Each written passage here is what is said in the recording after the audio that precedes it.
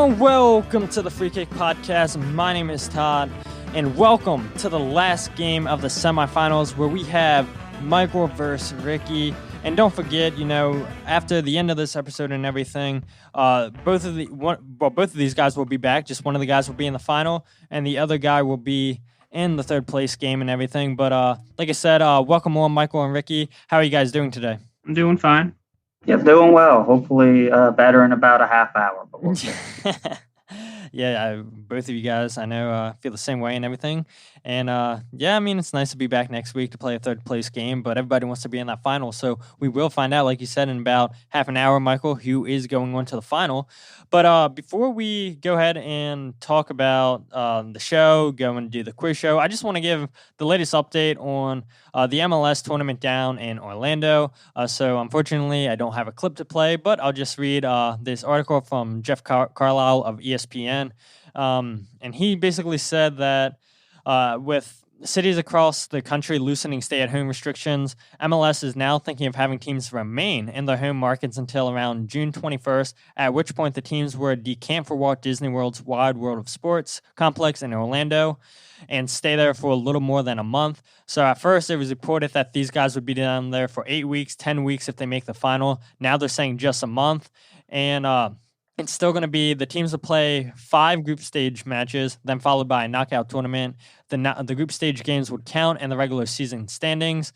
And, I thought it was interesting. Last week I played that clip by Bedoya where he was talking about, people have families and everything. Like, that's a long time to be away from your family and whatnot. And now here's Jeff Carlisle reporting that now MLS is kind of rethinking, saying, oh, well, maybe we'll only have you down here for 4 weeks to 5 weeks, a little bit over a month. And I got to thinking, well, Disney today, we're recording on Wednesday, May 27th.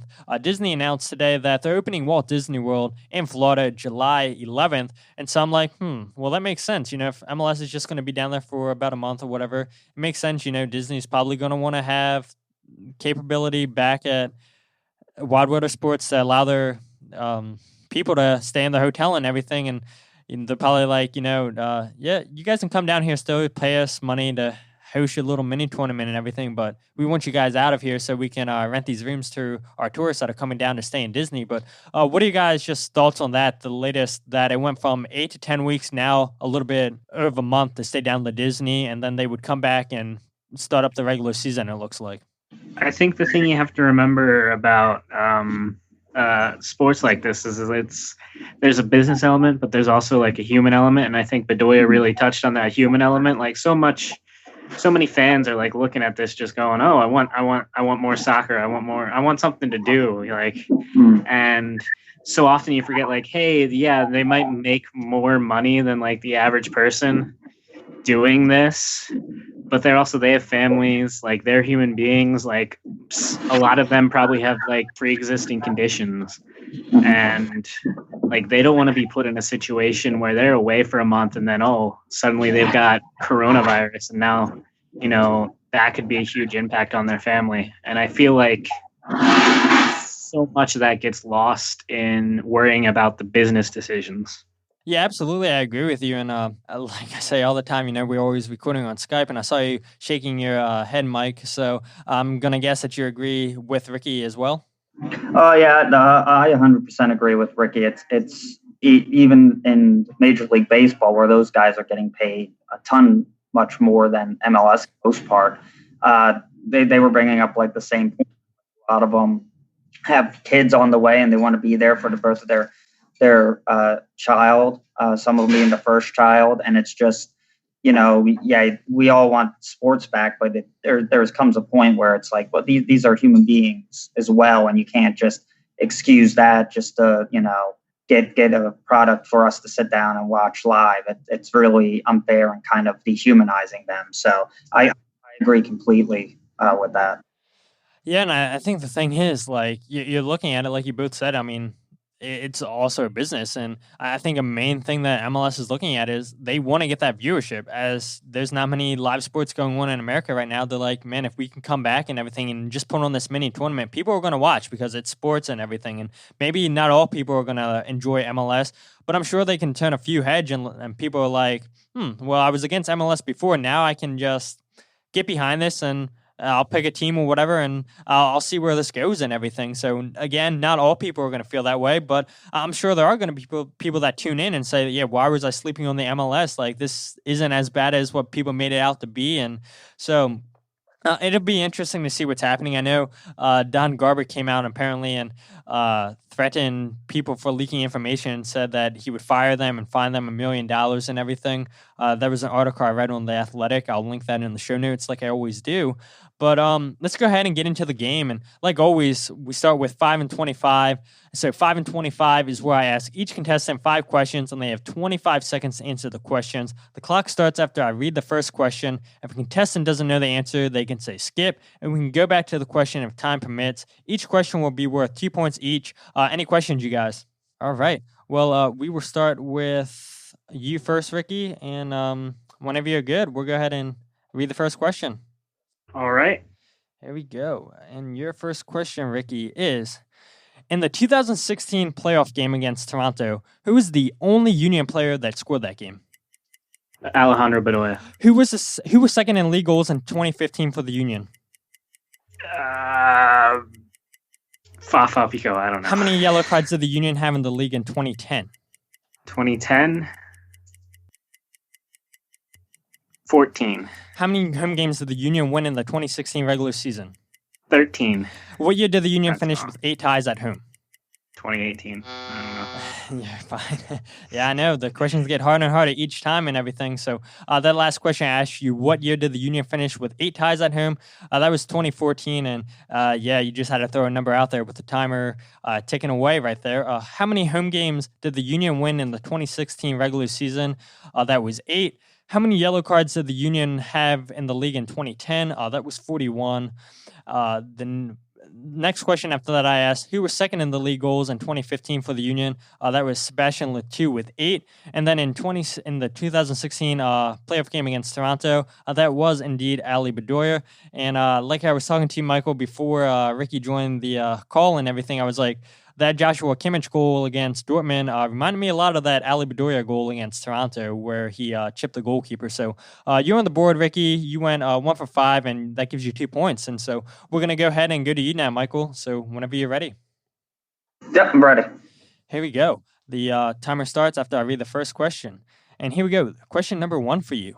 Who was second in league goals in 2014 for the Union? Connor Casey. How many yellow cards did the Union have in the league in 2019? 37. How many league goals does Elsinio have for the Union? 7. Who scored the only goal for the Union against New York City in the playoffs? Fafa. What year did the Union finish with 3 away wins? 3 away wins. 2016. All right, so you just got it. And there was 3 answers for that. It was 2012, 2015, or 2016. So I would have taken any of those years. Who scored the only goal for the Union against New York City in the playoffs? That was Corey Burke. Garbage time goal. Didn't matter. How many league goals does Elsinio have for the Union? That is 19. How many yellow cards did the Union have in the league in 2019? They had 57. Kai Wagner, Bedoya, and Harris, they all had 6 each. They were the top 3 for that year. And the first question I asked you, who was second in league goals in 2014 for the Union? That was indeed Connor Casey. And I'm just going to throw you a curveball right here. Do you know how many goals that was, Michael? I'll guess I don't know. It was 8. So you knew it was Connor Casey. Okay. Yep. And you went 2 for 5 right there in that category, so that gives you 4 points, and Ricky has 2 points. And so we're going to still stick with you, Michael, and go into the next category, which is true/false. And this is pretty self-explanatory for all you new listeners. I'll ask the contestants 5 true or false questions. They're not timed, and each question will be worth 1 point each. So here we go, Michael. Question number 1 for you. True or false, the regular season only. Sebastian Letou has committed more fouls than CJ Sapong. I want to say, as a Union player? Yeah, as a Union player, yep. I'm going to say true. It is false. I was surprised by this. CJ Sapong has committed 182 fouls for the Union, while Suber recorded 81 fouls, which is crazy because Sebastian Letou played more games for the Union than CJ Sapong. But I guess CJ Sapong was more physical of a striker. I don't know. But here we go. Question number 2 for you. True or false? Again, the regular season only. Connor Casey has more yellow cards in his union career than Fafa Pico. True. It is false. Oh, my God. They both have 12, so I was surprised by that too. So, again, questions are getting harder and harder. So, that's okay, though. You still have 3 more questions, though, Michael. Here we go. Question number 3, true or false? Kasper Schmeichel was teammates with German international Jonas Hector at FC Cologne. True. It is indeed true and everything. I know Jonas Hector and everything, and so at the time, Cologne were in the Bundesliga 2 when Kasper was over there in Germany and everything, so you are indeed right, that is true. Here we go, question number 4, though. True or false? The most assists the Union have recorded in a game is 8. False. It is true. That came against DC United last year, where the Union scored 5 goals, and so this brings my point I wanted to bring up to you. Do you like the hockey assist rule in MLS where the first 3 players that touch the ball leading up to the goal, they both get the assist? How do you feel about that rule? Yeah, I think it's an unpopular opinion that I have, but I do like it because I think sometimes the assist that leads to the assist is more effort than someone just kind of then slow passing it to the open guy. I know sometimes it can be a bit of a cheat, but same what the NBA, some of the assists now, it's like you pass the ball and 5 seconds later, the guy dribbles 18 times and then shoots, and that's an assist. So, context helps a lot, but unfortunately in stats, you can't get it, but I do like it. Okay, so that's interesting. I was expecting you to say no, you didn't with getting that question wrong, but hey, here we go. The last question for true or false for you, Michael. True or false? Kasper Schmeichel scored the game-winning goal against Orlando in Orlando last season. Again, false. It is true. He did score the game-winning goal. The Union won that game 3-1, and Kasper scored the game-winning goal in the 47th minute. So, when you think of game-winning goals and everything, you think 90-plus winners and everything. So, to score that early on and everything. But you got on the board there, Michael. You went 1 for 5, so that gives you 5 points now. And now we're going to head over to you, Ricky. So, are you ready? Yeah. Here we go. Question number 1. True or false? Again, the regular season only. Borg Dutchkel has gone off sides more than Harris. True. It is false. So again, one of these trick questions. They've both only won off sides 2 times each in their Union career. So here we go. Question number 2 for you. True or false? Here we go. Question number 2, the regular season only. Shannon Williams has more red cards than Carlos Ruiz does yellow cards. False. That is true. So Williams has 3 red cards, and Carlos, he only had 2 yellow cards in his career, so for the Union. And question number 3 for you, true or false? Prior to Marco Fabian and Kasper being teammates in Philadelphia, they faced each other in the Bundesliga. False. It is indeed false. So like I said earlier, Kasper played for Cologne in the Bundesliga 2. From 2012 to 2014, and Marco Fabian played for Frankfurt from 2016 to 2018. And like I said, Cologne were in the Bundesliga 2, while Frankfurt were in the Bundesliga. But here we go. Question number 4 for you. True or false? The most shots the Union have had in a game is 28. False. It is true, actually. They did that against New England in 2011. And they've also done that against Vancouver in 2014. Yeah, I can recall a time that the Union had that many shots, but according to the Union's website, they had 28 shots in a game. So, and here we go. The final question for you: true or false? Kasper Schmeichel scored the game-winning goal against DC United in DC last year. False. It is indeed false. As we know, the Union went on to win that game 5-1. Kasper did not score the game-winning goal. That was Marco Fabian, who scored in the 47th minute. The last category, guys, and that category, you went 2 for 5, Ricky, which gives you 4 points. And so, Michael, you have a slim lead by 1 point. And as always, guys, it always comes down to this final category, which is my favorite category, which is a whole bunch of chaos, and that is name the Union player. So contestants will go head-to-head in guessing the Union player I'm describing. I'll give 5 clues, and contestants can buzz in whenever they think they know the player. Contestants will buzz in by saying their own name. If a contestant answers wrong, that will freeze them out until the next question. Each question will be worth 3 points each, and are you guys ready? Yes. Yeah. Sure. Here we go. Question number 1 is a midfielder. Hint number 2, his first goal for the club came against Toronto. Mike. Oh, go ahead, Mike. Alejandro Bedoya? It is Bedoya. So I kind of gave it away talking about him a little bit earlier and everything. And I guess you took a stab at it and everything when I said, he scored his first goal against Toronto. The other hints for that. I remember that goal against Toronto, and there was a party going on. I just remember someone saying, "Oh, that's his first MLS." For some reason, that connected perfectly in my mind right there. Yep. And the other hints for that, he played at Scottish club Rangers, is the current captain for the Philadelphia Union. First name Alejandro Bedoya is the player. But here we go, guys. Player number 2 is a striker. Hint number 2, jersey number 23. Hint number 3 is a Colombian. Hint number 4 was traded to DC United for Danny Cruz. Ricky. Mike. Go ahead, Ricky. Leonard Pahoy.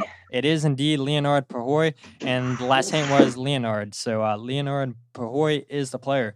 And unfortunately, when he got traded to to DC United, he came in our home and scored against us with an assist from Chris Punches, which is not a fond memory when an ex-player scores against you. But here we go. Player number 3 is a midfielder. Hint number 2 is a Brazilian. Hint number 3, coaches for the Union's U14. Mike. Go ahead, Mike.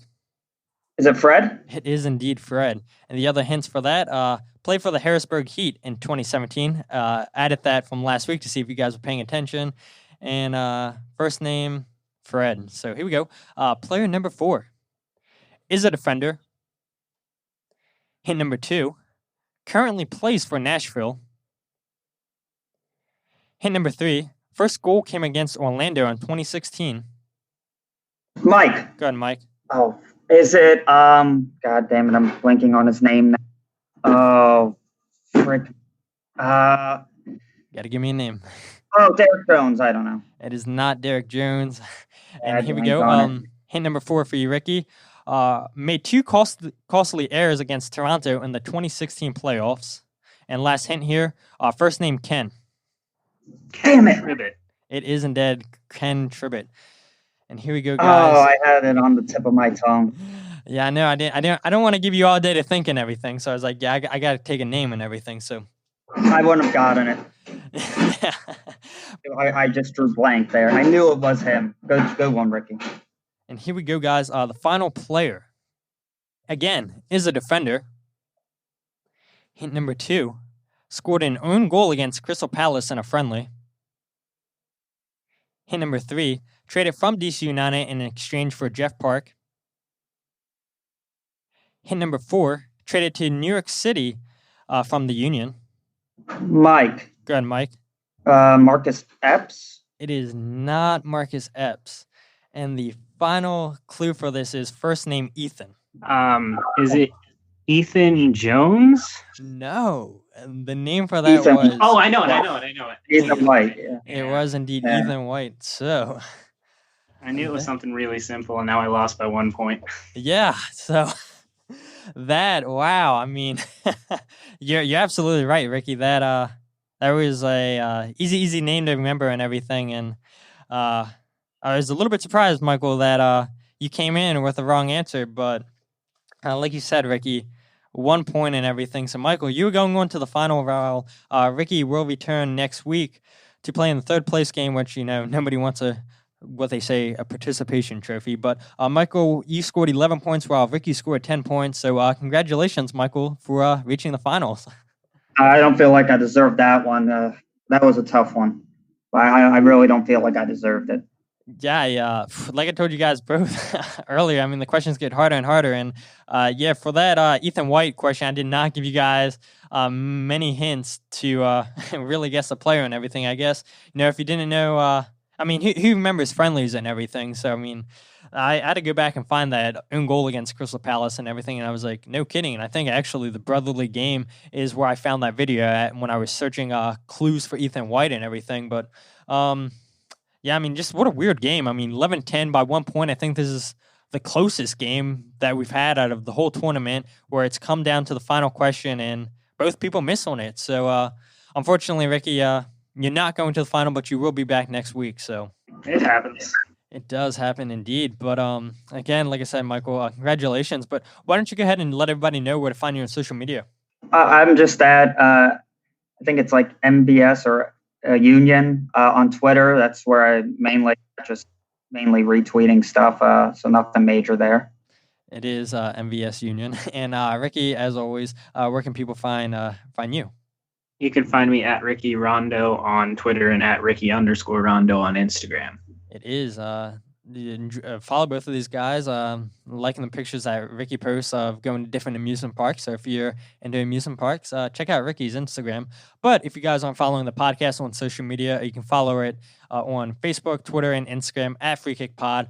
Check out the website, thefreekickpodcast.com. Last week, I wrote my first article that talked about the whole tournament in Orlando and everything. So I'll probably write another article sometime this week, and it'll hopefully be out by the time this episode's out. But again, like the fifth time I said it, congratulations to going to the final, even though it does not feel like you deserve it, like you said, Michael. No, not after that. I can't even. That was rough. So hopefully I got the bad game out of my system, and I can just the championship. I guess it's just been one of those days, right, Ricky? It's been a day. It has been a day, and I guess it's that lucky Jay Simpson jersey, Michael. So yeah, absolutely. Just needs to just come in one more time. Absolutely, but yeah, we're just gonna end the podcast with that. So with that said, my name is Todd, and this is the Free Kick Podcast.